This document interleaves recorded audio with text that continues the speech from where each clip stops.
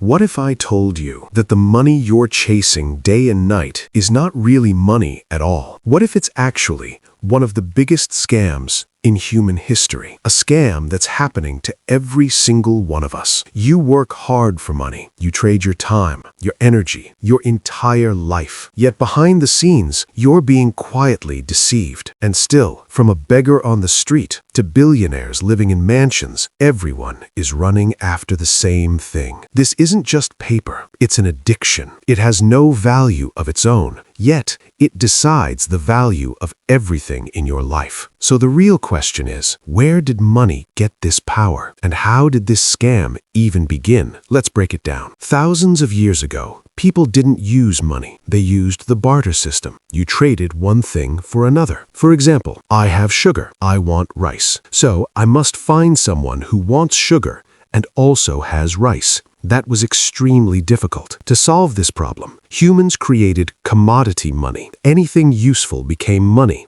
Grains, animals, alcohol, anything essential for survival. But this system had flaws. There was no fixed value, and these goods decayed over time. Grains would rot.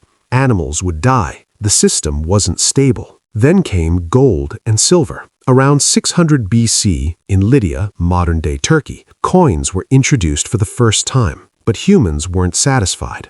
Gold was heavy, hard to carry, easy to steal. People got tired of carrying real value. That's when something revolutionary happened. For the first time, the Chinese government said, "Give us your gold. We'll keep it safe." In return, people received a paper receipt showing how much gold they owned. This was called an IOU. IOU. Anyone holding this paper could claim their gold at any time. People loved it. Soon, they stopped using gold and started trading the receipts instead. Because, in their minds, if the receipt exists, the gold must exist too. At that moment, paper became money. And that's when greed entered the system. Governments noticed something dangerous. Almost nobody came back to claim their gold. So governments began printing extra receipts without extra gold. And just like that, the biggest legal scam in history was born. Those receipts became currency, and gold storage houses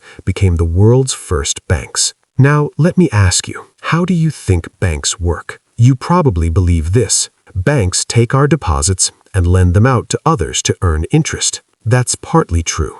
But the real story is far more disturbing. A bank can turn your $100 into $1,000. Here's how. You deposit $1,000 into a bank. The bank keeps 10% as reserve and lends out the remaining $900.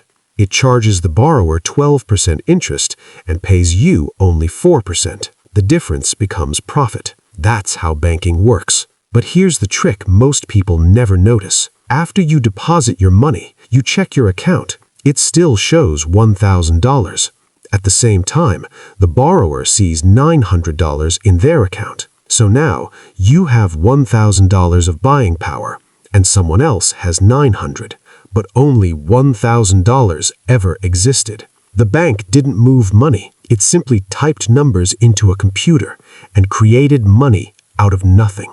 And the cycle doesn't stop there. The borrower spends that money. It gets deposited into another bank. That bank keeps 10% and lends the rest again, over and over and over. This is how your $100 becomes $1,000. You think your money is safe in a bank. But if just 20 to 25% of people try to withdraw their money at the same time, the bank collapses because the money isn't really there. This system, called fractional reserve banking, runs entirely on belief and probability. It's intentionally complex, so the average person never questions it.